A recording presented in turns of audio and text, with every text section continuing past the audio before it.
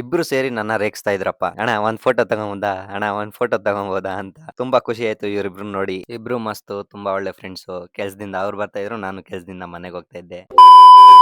ಬೆಳಗ್ಗೆ ಅಂಗಡಿ ಓಪನ್ ಮಾಡ್ಬೇಕಾದ್ರೆ ನನ್ನ ತಮ್ಮ ನೈಟ್ ಅಂಗಡಿ ಯಾವ ತರ ಕ್ಲೋಸ್ ಮಾಡಿದಾನೆ ಅಂದ್ರೆ ಬೋಟಿ ಮತ್ತೆ ಚಿಪ್ಸ್ ಆಚೆನೆ ಬಿಟ್ಬಿಟ್ಟಿದ್ದಾನೆ. ಓಪನ್ ಮಾಡಿ ನಾನು ರೆಡಿ ಆಗಿ ನಮ್ ಕೆಲ್ಸದ ಕಡೆಗೆ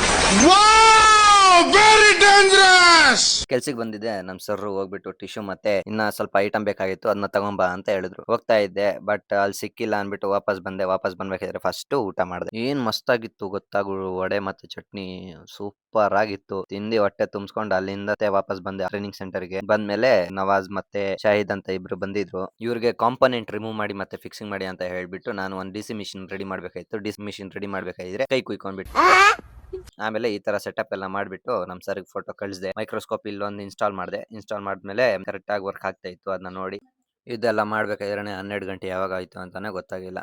1 ಗಂಟೆಗೆ ಊಟ ಮಾಡ್ಕೊಂಡು ನೆಕ್ಸ್ಟ್ ಆರಾಮಾಗಿ ಇವರಿಬ್ರು ರೆಸ್ಟ್ ಮಾಡ್ತಾ ಇದ್ರು.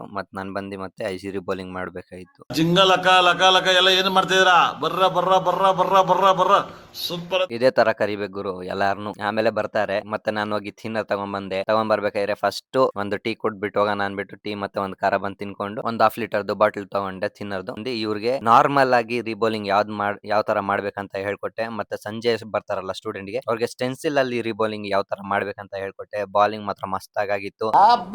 ಲ್ಯಾಟ್ರಿ ತುಂಬಾ ಕಷ್ಟ ರೀಬೌಲಿಂಗ್ ಮಾಡೋದು, ಬಟ್ ಕರೆಕ್ಟ್ ಆಗಿ ಬಾಲ್ ಕುತ್ಕೊಂತು. ತುಂಬಾ ಖುಷಿ ಆಯ್ತು ನನ್ಗಂತೂ. ಅಷ್ಟೇ ಇವತ್ಗೆ, ಮತ್ತೆ ನಾಳೆ ಸಿಗೋಣ. ಬಾಯ್.